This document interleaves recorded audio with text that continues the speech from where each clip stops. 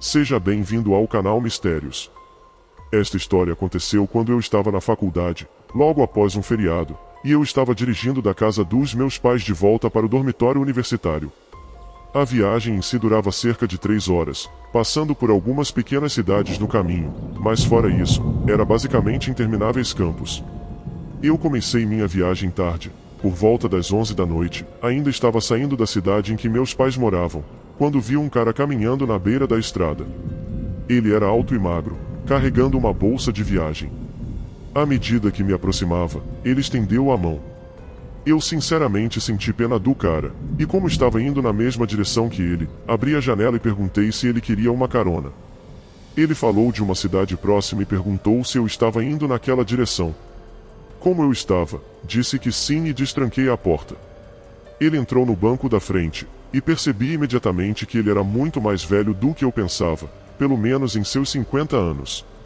Ele ficou quieto durante a maior parte da viagem, o que na verdade não me incomodou muito, pois eu tinha o rádio ligado, então não era um silêncio desconfortável ou algo assim.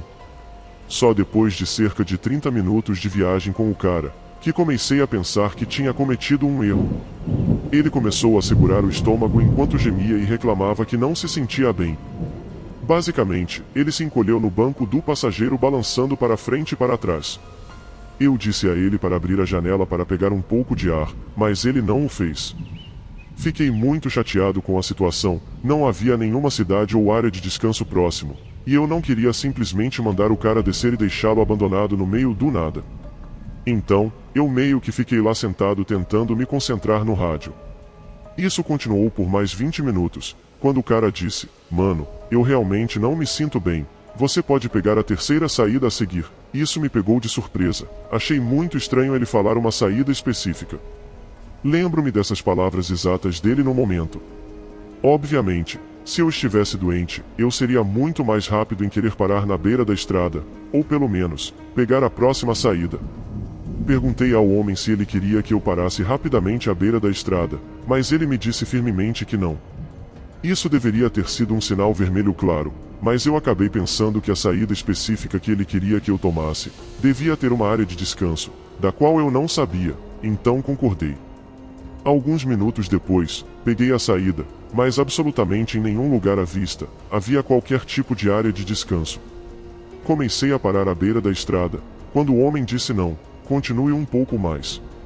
Isso também deveria ter sido um sinal vermelho, mas fiz o que ele disse.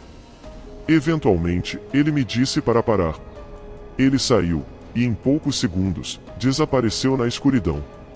Esperei pelo homem voltar por alguns minutos, quando vi 4 figuras encapuzadas caminhando em direção ao meu veículo, revelados apenas pela luz dos faróis. Eles estavam claramente carregando armas, e agora avançando em direção ao meu veículo. Joguei o carro na marcha ré, mas eles começaram a atirar em mim. Pelo que me lembro, vários tiros foram disparados, 2 dos quais atingiram a parte de trás do meu carro. Mesmo assim, consegui sair de lá. Não parei o resto do caminho de volta. Liguei para a polícia e relatei o que aconteceu, mas nunca recebi nenhuma notícia. Quando cheguei ao meu alojamento, encontrei os buracos de bala na parte de trás do carro. Acho que vale a pena falar que um deles estava a apenas alguns centímetros de pegar no pneu, o que me faz pensar que quem estava atirando estava mirando neles, mas nunca vou saber com certeza. Não entendi os motivos daquele carona naquela noite, mas pelo menos para mim, é óbvio que ele me atraiu intencionalmente para aquele lugar, que lembro vocês, não estava perto de qualquer tipo de civilização. Desde então, nunca mais dei carona para mais ninguém.